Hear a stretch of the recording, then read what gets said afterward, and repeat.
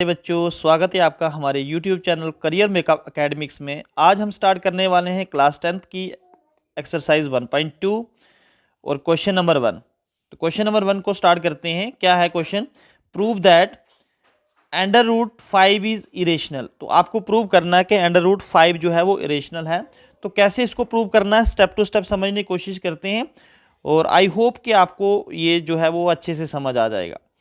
सबसे पहले क्या करना आपने, let us assume the contra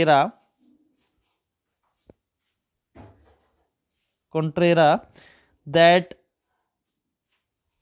under root 5 is a rational number है।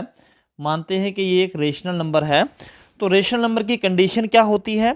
तो रेशनल नंबर जो होता है उसकी कंडीशन होती है वो PYQ की फॉर्म में होता है। तो हम यहाँ पे ए और बी मान लेते हैं इसको।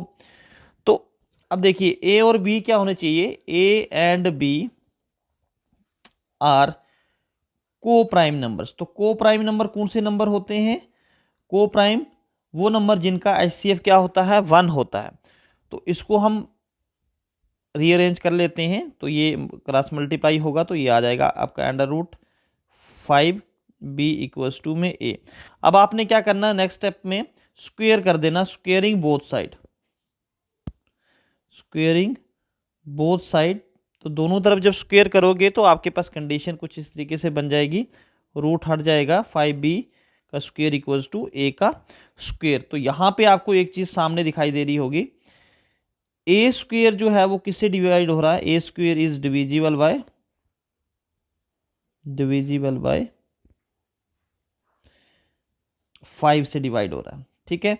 और थ्योरम 1.3 क्या कहती है, अगर a स्क्वेयर 5 से डिवाइड हो रहा है तो a भी क्या होगा, a इज आल्सो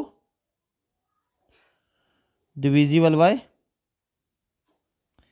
5। तो a स्क्वेयर भी किससे डिविजिबल होगा? 5 से होगा। इसको 1 दे देते हैं हम। अब a क्या है आपके पास? लेट अस सपोज के a क्या है हमारे पास? a कोई हमारे पास नंबर है जो किसके बराबर है? 5c के बराबर है।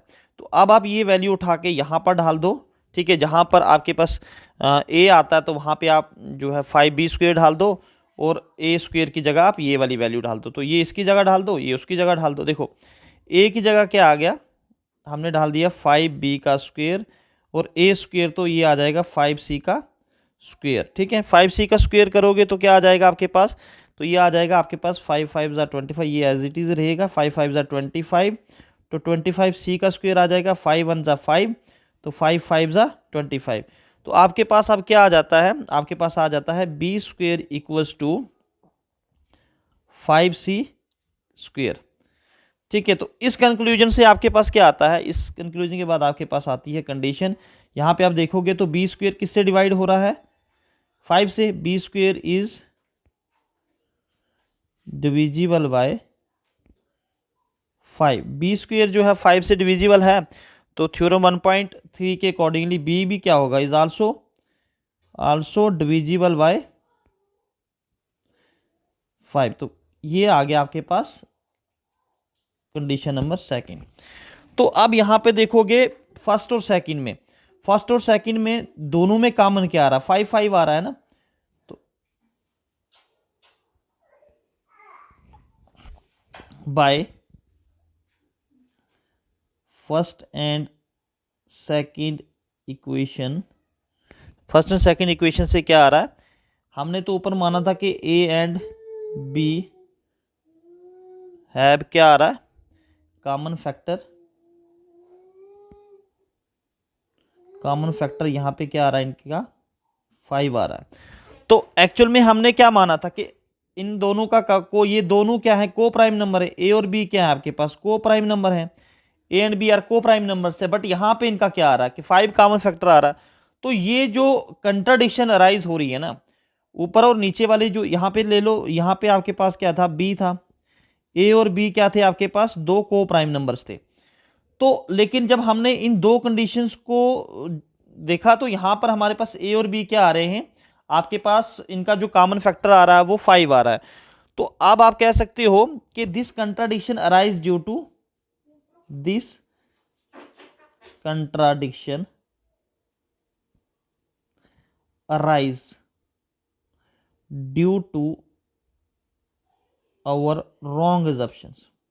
हमने ऊपर ही जो है रॉन्ग अज्यूम किया था, हमारी जो रॉन्ग अजम्पशन थी उसकी वजह से ये जो है विरोधाभास आ रहा है।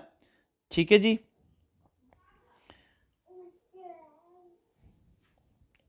तो आप कह सकते हो this contradiction arise due to our wrong assumptions.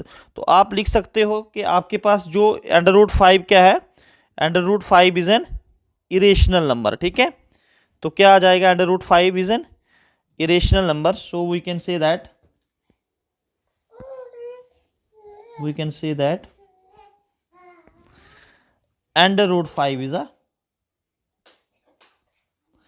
is an